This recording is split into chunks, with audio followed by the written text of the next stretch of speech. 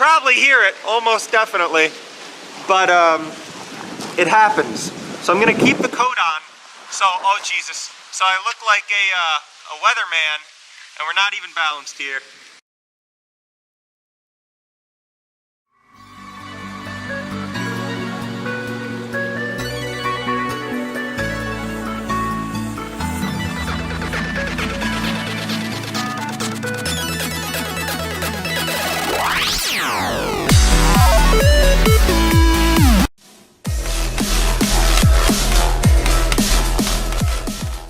EATER, the legendary and world famous extreme demon that has been in waiting for just under 2 years and probably is the third most anticipated upcoming level in the history of the game, has finally been verified and released by Nobleboy.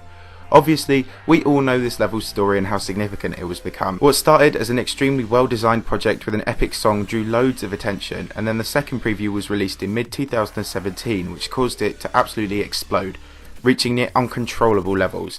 EATER became an instant hit even before its release because of its amazing decoration, which draws inspiration from several games and applies a heaven-like theme before cascading through different colours and styles, all to one of the most epic and intense songs ever to be used in a GD level. Because of this, EATER quickly leapfrogged Black Blizzard to take the anti-achievement award of most abused level for views, and helped to bring the montage problem into the public conscience. It suffered more setbacks along the way as well. Save bugs caused part of the level to be lost and progress to be undone, and account hackings and leaks were a big problem at the turn of 2018 for Nobleboy as well. However, progress gradually began to pick up in the latter half of the year. Nobleboy overcame artistic blockades to finish the level and gradually started making steady progress. As extreme demons go, EATER wasn't that slow once verifying began, and the first progress of 35% was uploaded a mere 3 months ago, as opposed to Bloodlust where it took nearly 18 months.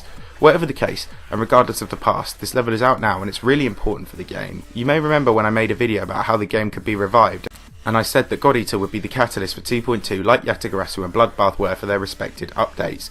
Well, as we'll discuss shortly, 2.2 is looming and it doesn't look far behind. The omens are looking very good, and for the first time I think we can probably relax and breathe a bit. The game is no longer hanging by a thin thread, and the next big drama is no longer threatening to tear the community in half completely. Instead, good feeling is now growing faster than toxicity for the first time in 2 years, and generally I think there's quite a big future for the game. All starting with this level. EATER has already been rated but has yet to make the list, so we'll have to wait for that. Nobleboy can relax now though, but something else is looming for him on the horizon too, Ouroboros. It seems that the torch from the outgoing Truster has been passed, and if 2.2 is released, we can hopefully look forward to the realisation of a lot of game potential that has been collecting dust for so long now. EATER is out now and you should go and play it, but probably best to avoid it if you're on mobile.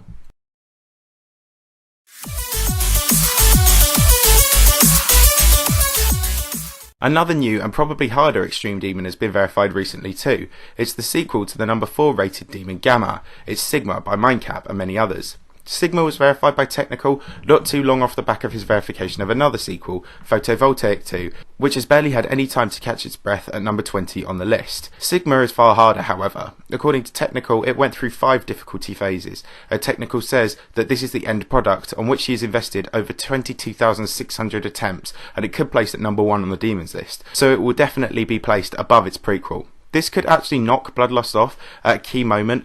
RobTob has been much faster at rating levels recently, and if he gets around to it soon, it might just knock Bloodlust off the summit of the list just shy of the 1 year anniversary as the champion level.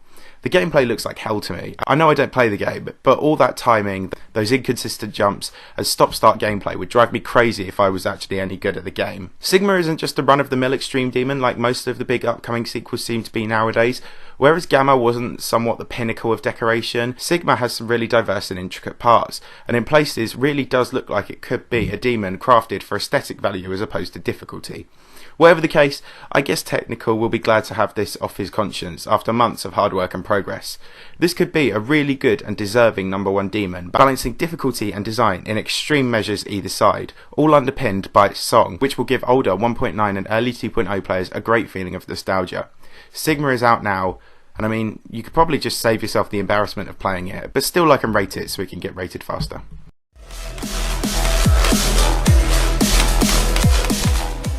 Yet another verification, this time in the long dead and now revived Sonic Wave remake of Auditory Breaker.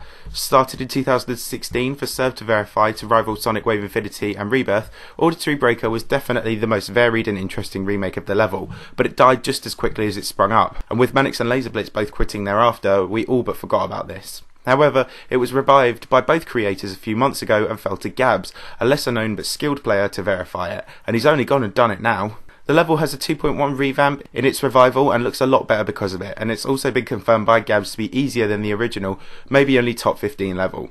This doesn't matter really, because Auditory Breaker now serves as a visual masterpiece and a testament to the great careers of Manix and LaserBlitz, who worked on loads of amazing projects together. Verifications. A fourth major release has come out recently in the form of the Hellfield by Stormfly and others. The Hellfield is the 5th Hell level and a fan-made addition to Son 0924's infamous Hell series from earlier updates. The Hellfield is the first level not to contain any of Son's own gameplay, but this was something he claimed to be planning after his original quadruplet of Hell levels. It was Stormfly and his Hell series enthusiasts who uncovered original mentions of the level and decided to use it as their framework to create an original Hell series level that would be built entirely by the stakeholders and none by Son himself. Despite lacking the original creator, the level doesn't lack the horrible timing-based gameplay style that's been driving Stormfly mad for almost 2.5 years now. Nonetheless, after over 11,000 attempts, he has completed it, and now the level adds to the series and will hopefully be rated soon. This is a great victory for Stormfly and probably entitles him to take a break, but he's gone straight for the other loose end that is the Hell Inferno, the other Hell level that's going to be fan-made in the series. This, if verified as fast as the Hellfield, means we won't be waiting very long for a 6th edition to the Hell series, no doubt making it one of the most historic, diverse and best series in the game's history. Yet more reassurance on the game's future has been provided by the two main men, RobTop and Viperin, through their usual platform on Twitter and GD.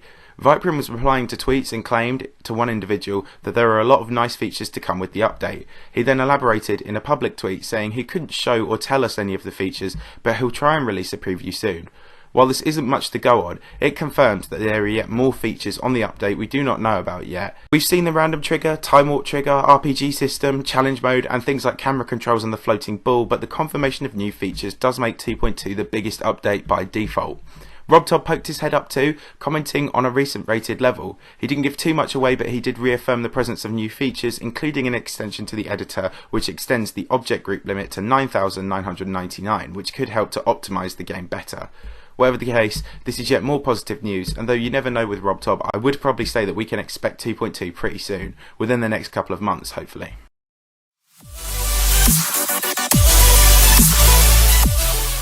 Following Truster's departure, one of the big questions was what was going to happen to Ouroboros, the spiritual successor to EATER by Viperin and others. Truster's inactivity and a lack of coordination from the development team were two key drivers in delaying this level for over a year. Now that Truster has cut it loose, however, progress has been pushed forward by Viperin, and the new verifier is none other than the main story star Nobbleboy. Viperin told Nobbleboy that he could verify it if he sped up on God Eater, something he did faster than Viperin was expecting, and Viperin followed this up by uploading a polished and reviewed preview of the original preview that was released in November last year, and claimed Nobbleboy would start practicing it again soon. We're still yet to establish a feel for this level. We've only ever seen the first minute and a half in any great detail, and the level itself could stretch beyond the 4-minute mark. So one thing I hope to see from Nobbleboy, as he usually does with levels he's verifying, is a full run. Just something gets more hyped for it, you know? So, streams will be starting soon. Make sure you keep an eye on Nobbleboy's streams and progress for more level information. Nepesta has resumed his progress on End Level's old unnerfed Phobos rebirth, Deimos. Deimos was a huge upcoming prospect earlier this year, with Scullo looks set to make this the #1 demon above Bloodlust. Sadly, he soon quit after, and End Level's exposal ruined all chances of him releasing it himself. It then fell to Nepesta, who was starting to grow in popularity at the time, to take it on, but he was taking regular breaks. Now though, he has released some actually very exciting and optimistic progress, recording a new best of 66%. This is another level that could go above Bloodlust, along with his friend Technical's Sigma achievement. Those two are really cleaning up at the moment. What a day it will be when Bloodlust lags outside of the top 3. As previously mentioned, Stormfly is wasting no time in getting back on the horse to add to the already blossoming Hell series as he continues progress on the Hell Inferno. The Hell Inferno is similar to the Hellfield in that it features fan-made gameplay from the Hell series stakeholders, but Inferno actually did have some creative contribution from Son 0924, who started this level but never finished it. Stormfly says that this won't come out for a while, but he is enjoying it a lot more than the Hell Field, which has now been completed, so that could mean we won't be waiting that long.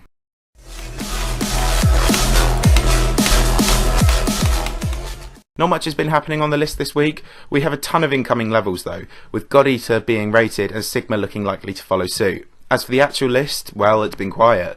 Furious Flames has been moved up above Singularity into 33rd, Photovoltaic 2 still sits at 20th. Skytech is a level that's lagging towards the bottom of the bottom 50, but was made a free demon and so was removed. It has now been reverted and has been added back to the list at 89th. As for the stats viewer, well, no changes, but Brian the Burger looks almost inevitable to become the world #1 now.